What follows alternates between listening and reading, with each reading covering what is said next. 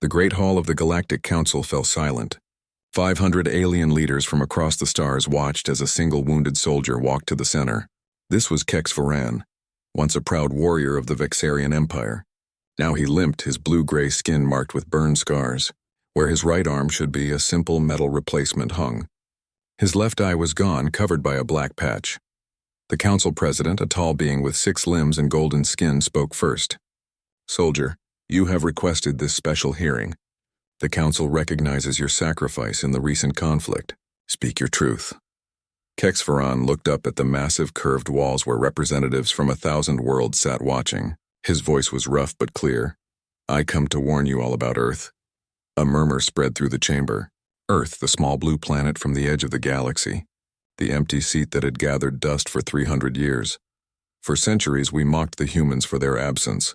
Kex Varan continued. We called them primitive, backward. Too simple to join our great alliance. He paused, his remaining eyes scanning the room. We were wrong. The soldier pressed a button on his wrist. Above the center of the chamber, a giant image appeared. It showed Earth, the blue-green planet, spinning slowly. But something was different. Around it, stretching far into space, were ships. Not dozens, not hundreds.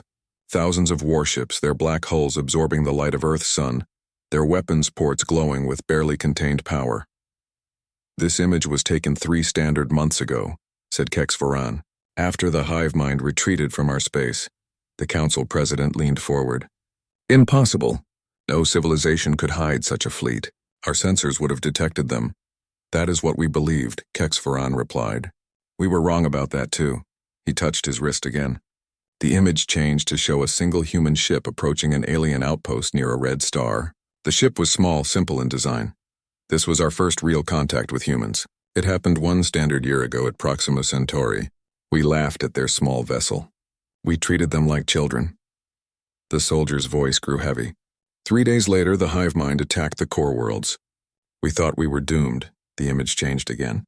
Now it showed thousands of black ships appearing near a massive battle. The hive mind's organic vessels, huge, twisted things that looked more like living creatures than ships, were attacking a peaceful world. Then, as if from nowhere, the human fleet arrived. They weren't absent from galactic politics because they couldn't reach us, Kex Varan said. They stayed away by choice. While we built pleasure palaces and argued about trade routes, humans were fighting a war we never knew existed. The council chamber remained silent as the images showed human ships taking terrible damage, yet fighting on. The black vessels moved in patterns no alien commander had seen before, sacrificing themselves to save others, driving damaged ships into enemy formations before exploding. The hive mind had been attacking Earth's colonies for 200 years, Kex Varan explained.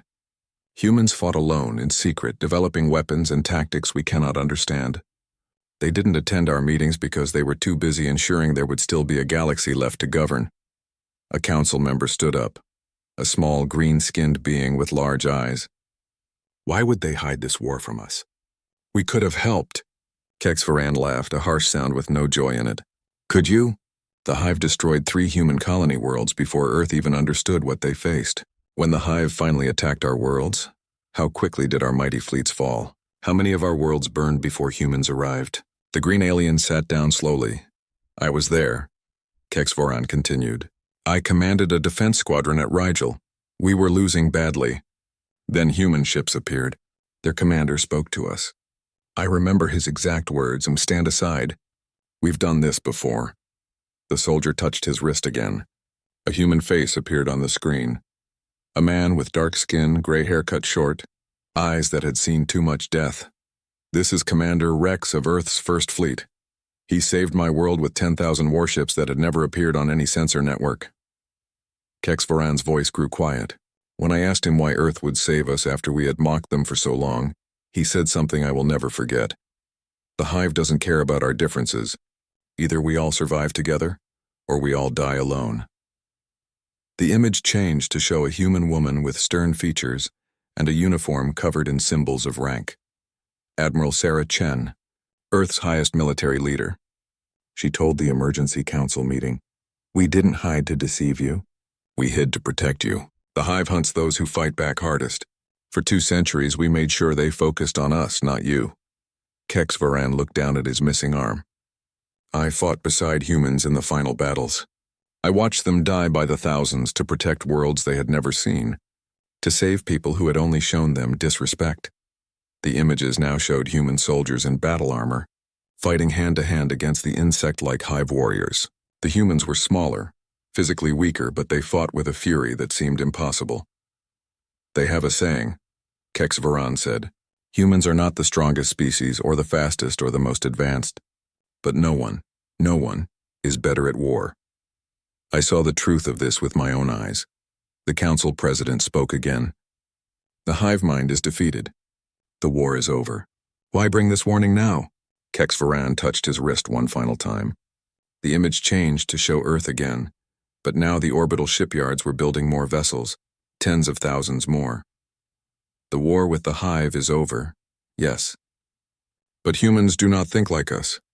They do not forget being ignored. They do not forget fighting. Alone while we held parties and built monuments to our own greatness. He pointed at the empty Earth seat that had sat unused for 3 centuries. They are coming to claim that seat now. They are coming with ships that can appear and disappear at will, with weapons we cannot understand, with soldiers who have been fighting for generations while our children played in safety. Kex Varan stood straighter, his voice growing stronger. I do not believe humans want war with us. They proved that by saving us. But make no mistake, they are not the simple backward species we thought they were.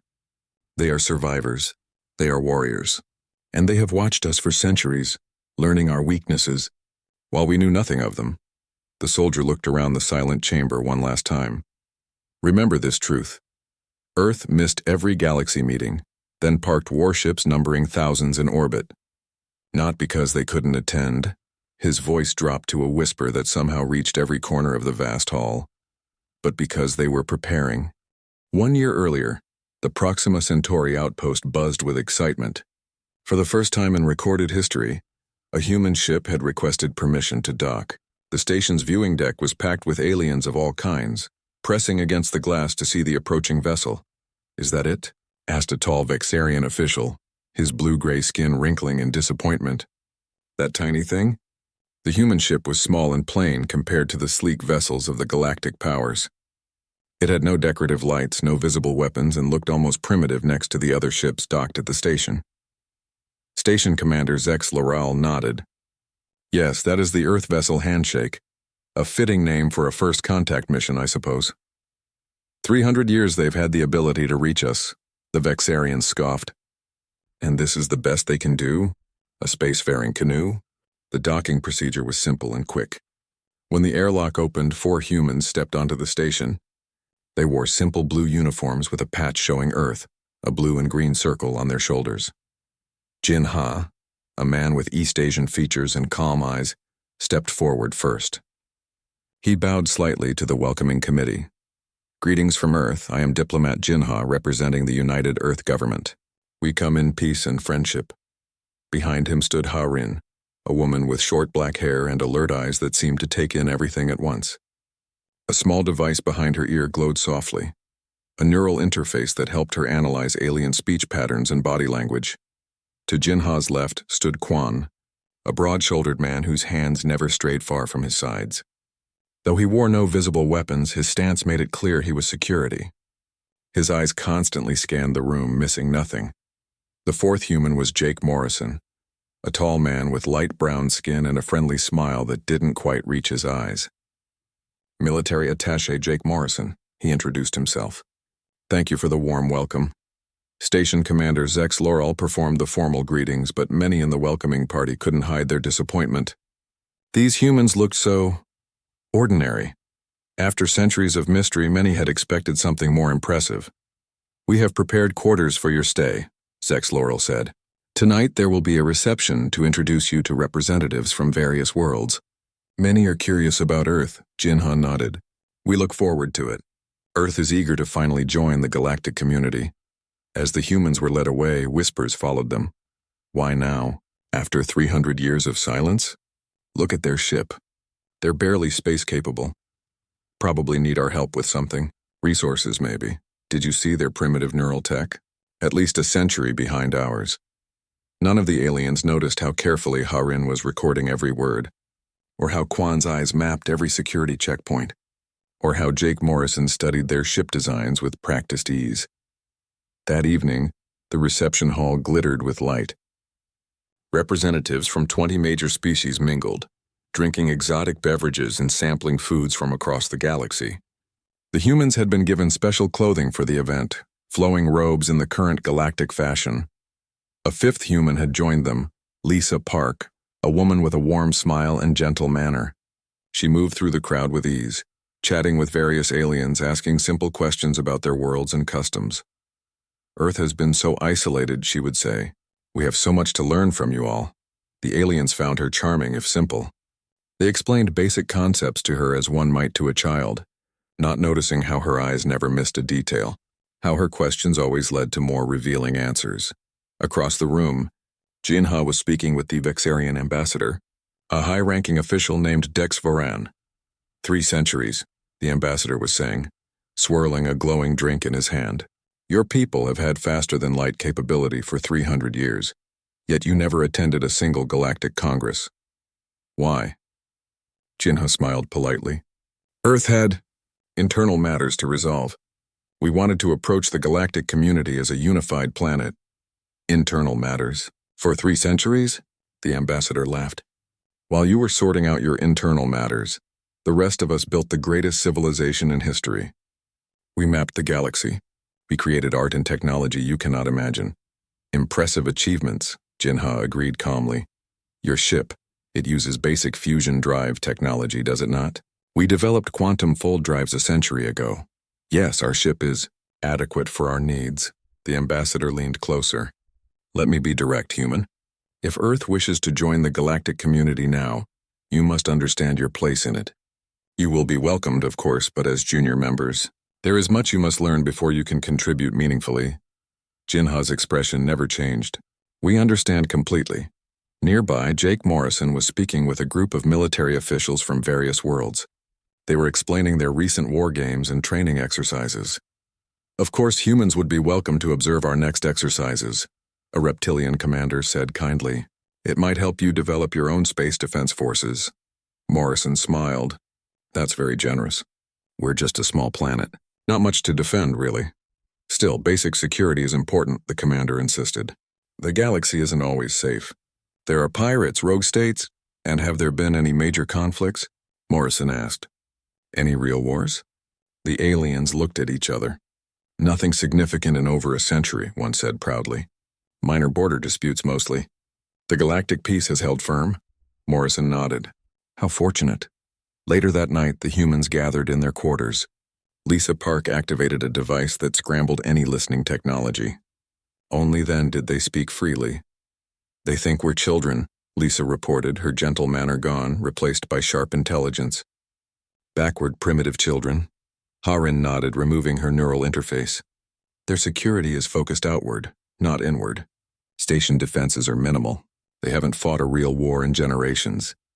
Their ships are advanced but designed for comfort, not combat, Kwan added. Minimal armor. Weapons are an afterthought. Jinha looked at Jake Morrison. Your assessment? Morrison's friendly smile was gone. His face now showed the hardness of a career soldier. They wouldn't last a week against the Hive, not a single day. Jinha nodded grimly. Then we were right to keep our distance, and right to approach them now. Will they believe us? Harin asked. When we tell them about the Hive? Jinha looked out the window at the stars. Probably not. Not until they see it for themselves. By then it might be too late, Morrison said quietly. Then we'll have to be ready, Jinha replied. Earth has fought alone for 200 years. We can fight alone again if necessary. Lisa Park checked her communications device. Admiral Chen reports the First Fleet is in position, hidden beyond the Oort cloud. Commander Rex has the Second Fleet on standby near Alpha Centauri. Jinha nodded. Good. With luck, we won't need them. But Earth has never depended on luck. Outside their window, the galactic ships drifted peacefully, their crews unaware of the danger approaching or of the true nature of the simple humans who had finally come to join them. None of them understood yet that Earth hadn't missed every galaxy meeting. Because they couldn't attend, they had been preparing, 3 days after the humans arrived at Proxima Centauri, everything changed. The emergency alarms blared through the station, waking aliens from their sleep cycles. Red lights flashed in every corridor. The station's AI spoke in a calm voice that contrasted with its urgent message. All personnel to emergency stations. This is not a drill. Unknown hostile forces detected in the Rigel system. Galactic Council has declared threat level Alpha. In the human quarters, Jin Ha and his team were already awake and dressed in their uniforms. They had been expecting this. It's happening, Haran said, checking her neural interface. The hive has crossed into council space. Jin Ha nodded grimly. Sooner than we predicted, but not by much. The station's main command center was chaos. Aliens rushed between stations, shouting orders and information. On the main screen, terrifying images played out. Strange, organic-looking ships, if they could even be called ships, were attacking the Rigel system. These vessels resembled giant insects more than spacecraft, with long, spindly appendages and bodies that seemed to pulse with life. Station Commander Zex Laurel noticed the humans enter and waved them over. You should return to your vessel, he said quickly. We are evacuating all diplomatic personnel. The station will soon be on war footing. Jinha stepped forward. Commander, we may be able to help. The Vexarian looked at him with surprise, then something close to pity. I appreciate the offer, but this is beyond your capabilities. Those are hive mind vessels, a species we've only heard rumors about from the far reaches of the galaxy. They've never attacked core worlds before. We know what they are, Jinha said quietly. The command center grew still. All eyes turned to the humans. What did you say? Zex Laurel asked. The hive mind. We know them. Jinha's voice was steady. Earth has been fighting them for 200 years. The silence deepened. Then laughter, nervous, disbelieving laughter, spread through the room. Impossible, said the Vexarian ambassador who had rushed to the command center when the alarm sounded. Your primitive ships couldn't possibly. Jake Morrison stepped forward. The ship we arrived in is not representative of Earth's fleet. It was chosen specifically because it would not alarm you. A deception? The ambassador sputtered. A precaution, Jinha corrected. Earth has learned to be careful. Haran touched her neural interface. I've just received confirmation. The hive has attacked 3 systems simultaneously. Rigel, Tau Ceti, and Epsilon Eridani. Galactic defense forces are overwhelmed. How could you possibly know that? Zex Laurel demanded. Those reports haven't even reached us yet. Jinha ignored the question. Commander, I need to use your communication system to contact Earth directly. Now, something, in his voice, a tone of absolute authority that hadn't been there before, made the commander step aside. Jinha placed a small device on the communications panel. The screen flickered, then showed a woman with stern features and a uniform covered in rank insignia. Behind her was a command center far more advanced than the stations, sleek, efficient, with humans working at various stations. Admiral Chen, Jinha said.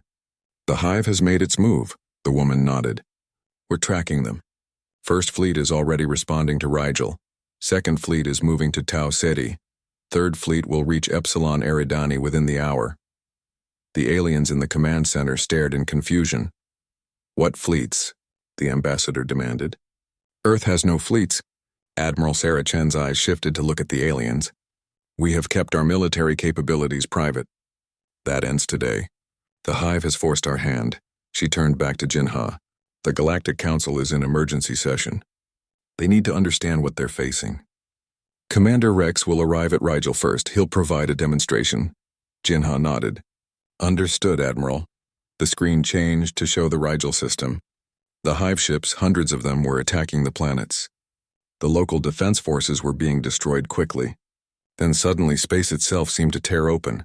From the tear emerged ships. Black ships with no markings except a small Earth emblem.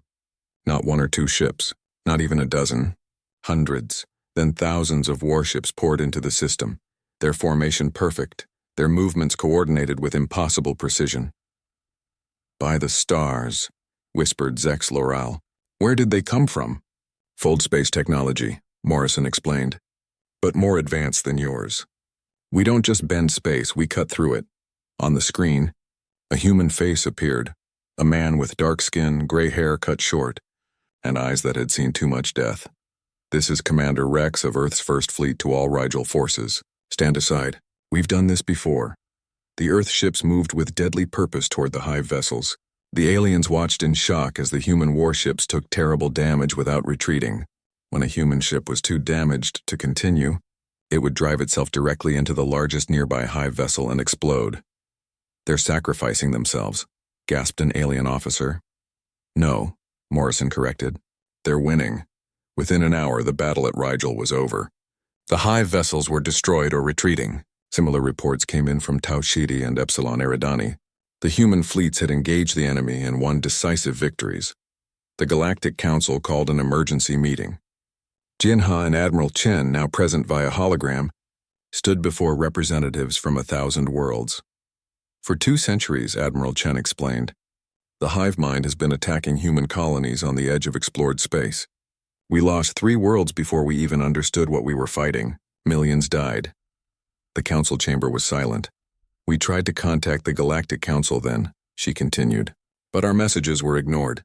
We were considered too primitive, too distant to be worth attention." The council president, looking shaken, spoke up. "We never received any such messages." "Perhaps not," Chen acknowledged. "Or perhaps they were received and dismissed. It doesn't matter now. What matters is that Earth has been fighting this enemy alone for 200 years. We developed technologies and tactics specifically to combat them." "Why did you hide this from us?" demanded the Vexarian ambassador. "Why the deception?" Commander Rex, also appearing via hologram, answered. "The hive hunts those who fight back hardest. For 2 centuries we made sure they focused on us, not you. We became the bigger threat, the primary target. And now?" asked the council president. "Now they've grown too numerous even for us to contain," Admiral Chen said. "They've pushed into your territory because they need new feeding grounds. This is no longer Earth's war alone." Jinha stepped forward. "Earth is ready to share our knowledge, our technology, and our fleets. But understand this, the hive cannot be negotiated with. They cannot be appeased. They consume all life they encounter. Either we fight together or we all die separately." The council chamber erupted in voices, some afraid, some angry, some still disbelieving. Admiral Chen raised her hand, and somehow this simple gesture silenced the room. "You have lived in peace for so long that you've forgotten how to fight," she said. "Earth remembers. We never had the luxury to forget." On screens throughout the chamber, more images appeared. Earth's orbital shipyards building more vessels, ground forces training, weapons being prepared. "Earth missed every galaxy meeting," Commander Rex said, his voice carrying across the chamber. "Not because we couldn't attend, but because we were preparing," Admiral Chen finished. "And now the galaxy must prepare with us." The war against the hive spread across the galaxy like wildfire. What began as 3 simultaneous attacks quickly grew to 30, then 300. The hive mind had been planning this invasion for decades, hiding its true numbers until the perfect moment to strike. For the first time in centuries, the peaceful galaxy faced total war, and they were losing. 2 weeks after the initial attacks, the Galactic Council met again. This time the Grand Chamber was half empty. Many representatives had died when their homeworlds fell. Others couldn't travel safely through hive-controlled space. Admiral Sarah Chen stood before them, no longer a hologram but physically present. Behind her stood Commander Rex and a dozen Earth military leaders. "The situation is worse than we feared," Chen said without preamble. "The hive has taken 27 major systems. Their advance continues on all fronts. Where are your miracle fleets now?" demanded the Vexarian ambassador, his voice bitter with fear. "You claimed Earth could fight this enemy." "We are fighting," Commander Rex replied calmly. "Earth forces have engaged the hive in 42 separate battles in the past week. We've won 38 of those engagements." "Then why are they still advancing?" shouted another council member. "Because we can't be everywhere at once," Chen explained. "Earth has committed our entire military, every ship, every soldier. But the galaxy is vast and the hive is attacking everywhere simultaneously." The council president raised his hands for quiet.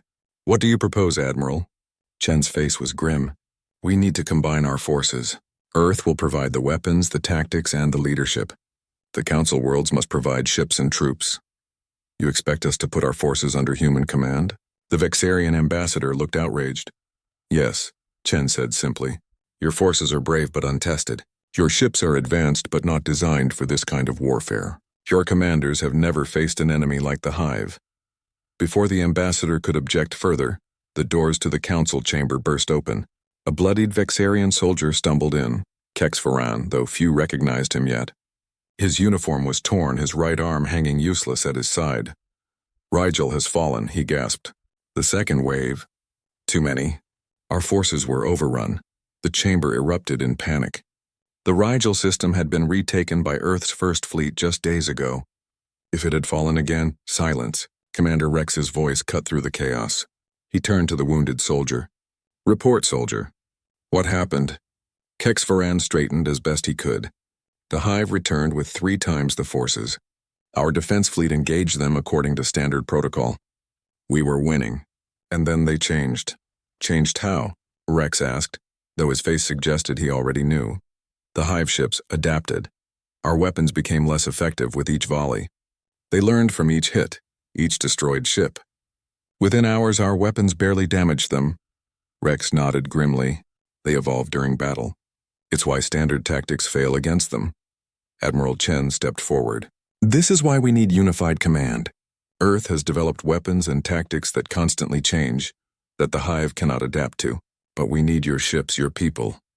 The council president looked around the chamber. Fear was on every face. I believe we have no choice. The council will vote immediately on placing all defense forces under Earth command.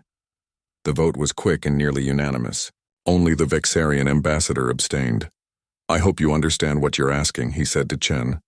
Some of these species have never known war. They've lived in peace for generations. Peace is a luxury, Chen replied. Survival is a necessity. 3 days later, the combined fleet gathered near Alpha Centauri. It was an impressive sight. Over 10,000 vessels from 100 different worlds, all repainted with Earth's black hull color to confuse Hive targeting systems. On the command ship, Admiral Chen addressed the fleet captains. Jinha stood beside her as diplomatic liaison. Harin and Quan worked with alien crews, teaching them Earth's battle language and tactics. Jake Morrison led a special forces training program for alien soldiers who would fight on the ground. The Hive mind has one weakness, Chen explained, showing holographic models of Hive biology. They're queen ships. Each controls a portion of the Hive forces. Destroy the queen, and her drones become disorganized.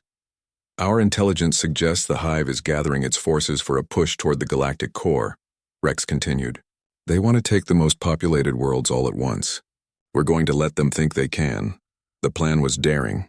Earth's forces would appear to retreat from key systems, drawing the Hive fleet toward what seemed like an easy victory. Then, when the Hive committed fully, the combined fleet would attack from multiple directions, targeting the Queen ship specifically. This will be the largest space battle in galactic history, Chen told them. Many of us will not survive, but if we succeed, the Hive will be crippled beyond recovery. As the captains returned to their ships, the Vexarian ambassador approached Jinha. Your people fight differently than ours, he said quietly.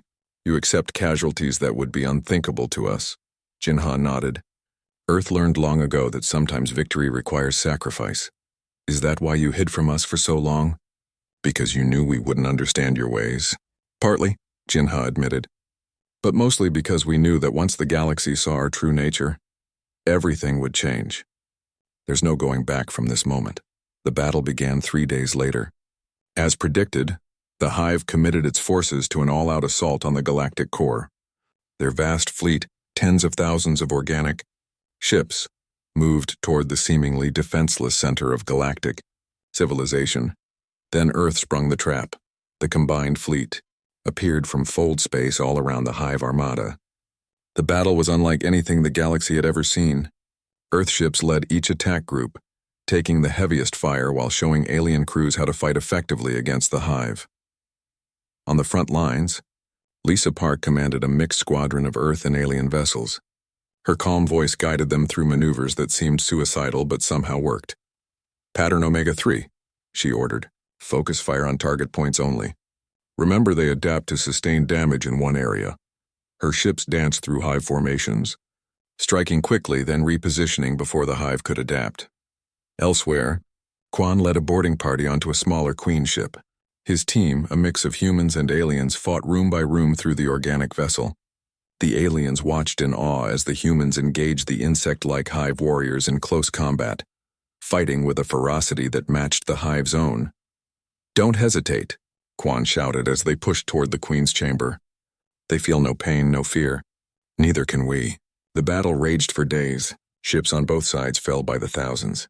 Earth vessels, when critically damaged, would often drive themselves into the largest nearby hive ship before their cores exploded. The Vexarian ambassador, watching from a command center, turned to Commander Rex. "Your people?" They sacrificed themselves willingly. Rex's face was grim as he watched another Earthship disappear in a ball of fire, taking 3 hive vessels with it. "Every human in this fleet has lost someone to the hive. Family, friends, entire colonies. This isn't just war for us. It's justice." On the 7th day of battle, Jake Morrison's Special Forces team reached the Central Queen ship, the largest hive vessel ever encountered. Communications were spotty, but the fleet received one final message from Morrison. "We've reached the primary queen. Charges set. Not enough time to get out. Earth sends its regards." The explosion tore the Queen ship apart from within. As predicted, the hive forces immediately fell into disarray. Without their queens to guide them, they became easy targets. By the battle's end, the hive armada was destroyed. The combined fleet had won, but at terrible cost. Nearly half of all ships were lost. Millions of lives, human and alien alike, had been sacrificed, but the galaxy had survived. 1 year after the Great Battle, Kex Varan stood before the Galactic Council once more. His wounds had healed as much as they ever would. The missing arm had been replaced with a better prosthetic. The eye was still gone. He had refused a replacement, saying, "Some losses should remain visible." The council chamber was different now. Earth's seat, empty for 3 centuries, was finally filled.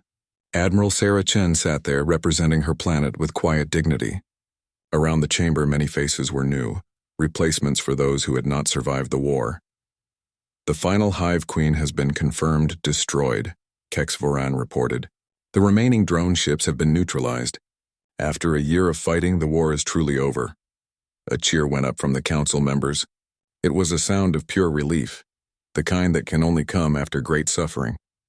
The council president raised his hands for quiet. "Soldier Kex Varan, you have fought alongside humans throughout this conflict. The council has asked you to speak today about what you have learned." Kex Varan nodded and looked around the chamber. "Before the war, I thought like many of you. I believed humans were primitive, backward, perhaps even savage in their ways. I was wrong." He touched his missing eye. "I lost this fighting beside Jake Morrison's team on the 3rd Queen ship. I watched him die to complete the mission. I watched Harin continue transmitting battle data even as her neural interface burned out parts of her brain. I saw Quan hold a corridor alone against dozens of hive warriors so others could escape." The chamber was silent now. "Humans fight differently than we do," Kex Varan continued. "When a Vexarian ship is damaged, we retreat to fight another day. When a human ship is crippled, they drive it deeper into enemy formations to do maximum damage when they die." He looked at Admiral Chen. "I asked a human captain once why they fight this way. She told me the goal isn't to survive. The goal is to win."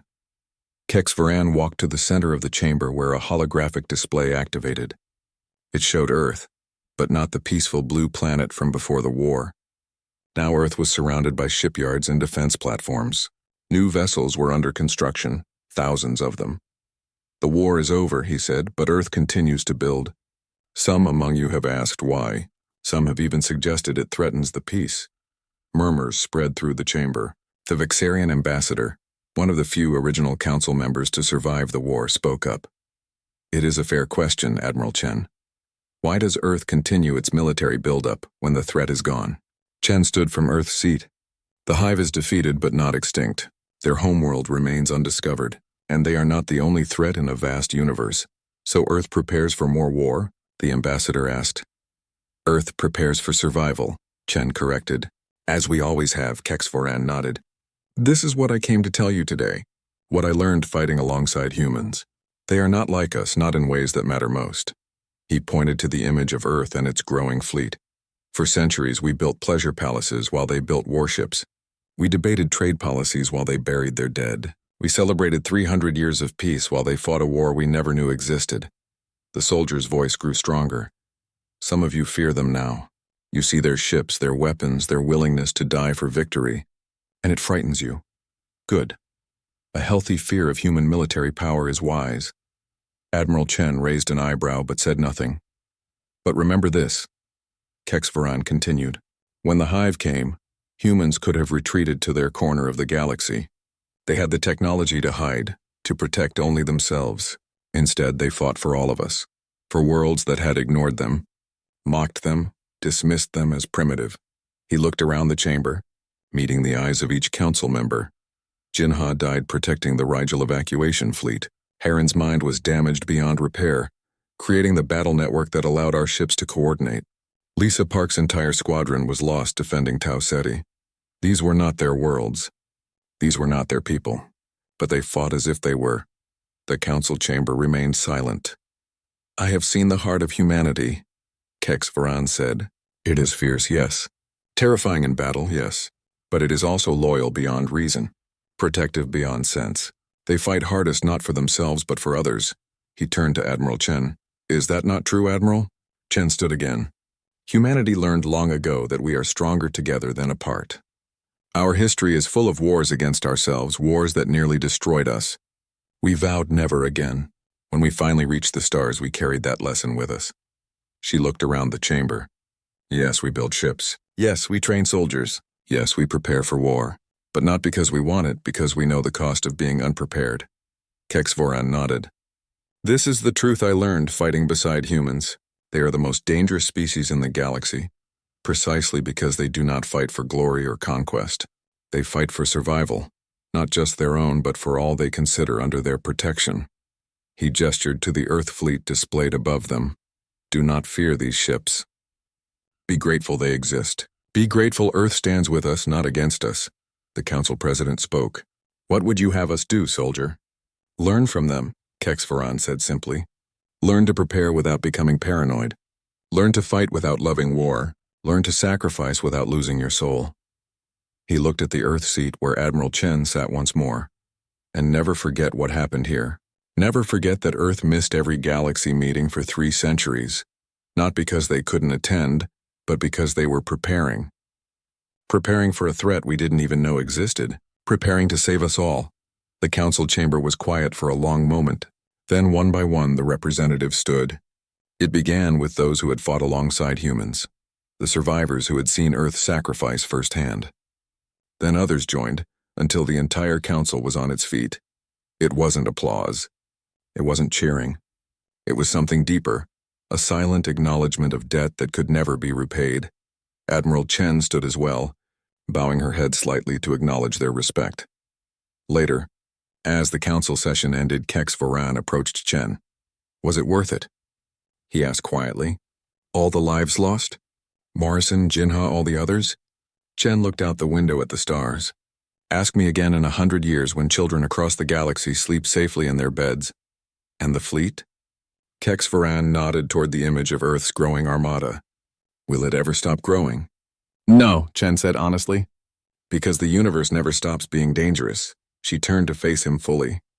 But know this, those ships will always stand between danger and innocent life. That is humanity's promise to the galaxy.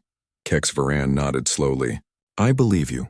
And that is why I will tell my children and their children after them to remember the truth about Earth. What truth is that, soldier? Chen asked. That Earth missed every galaxy meeting, then parked warships numbering thousands in orbit. Not because they couldn't attend, but because they were preparing, Chen finished. Always preparing. As Kexvaran walked away, he thought about all he had seen in the past year. The horror of the hive, the courage of humans. The galaxy forever changed. He touched his missing eye and smiled slightly. Some prices were worth paying. Some truths worth remembering. Earth had missed every galaxy meeting, then parked warships numbering thousands in orbit. Not because they couldn't attend, but because they were preparing.